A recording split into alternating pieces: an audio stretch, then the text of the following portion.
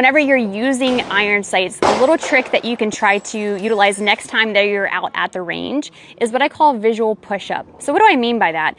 Well, let's say you have a target here. You're gonna take your finger and you're gonna cover that object that you're looking at. Make sure the object is very, very small. Also, a key point is you wanna keep both eyes open as much as you can. I know it's kind of tough, but it's important. So what I'm looking at here is the target is very crystal clear. I can see that little black square on my target, but my finger's covering it. But I'm focused on that black square. So what is that doing? That's making my finger blurry or double, right? Now what I'm gonna do is I'm gonna switch my focus to my fingernail.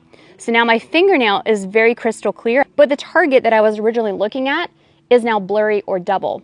Now I can switch my focus back to the target. That's what I call visual push-up. You can force your eyes to look at one small object in between the two distances from your eyes to the target. So when you're shooting with iron sights, something that you might want to practice with next time you're out at the range is to have your target in crystal clear view. Then you can switch your focus to your iron sights, try to line them up as best as you can, the front sight in relationship to the rear sights. Then you can switch your focus back to the target and then take the shot and see what happens. Next time also you can kind of have another black area of target on your target.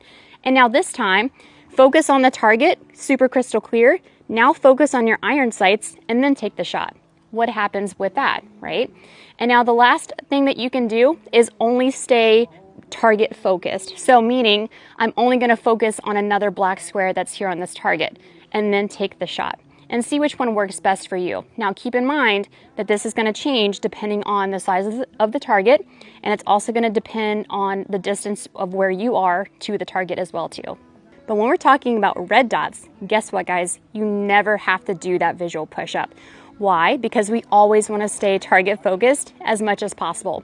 There might be some scenarios when you might wanna switch that focus to the red dot, but typically I would say 95 to 99% of the time, you always wanna stay target focused.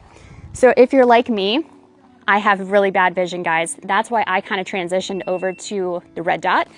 And it has substantially helped me whenever I'm tracking sights, I'm calling my shots, I can pick up my sight a lot quicker. The red dot has done wonders for me.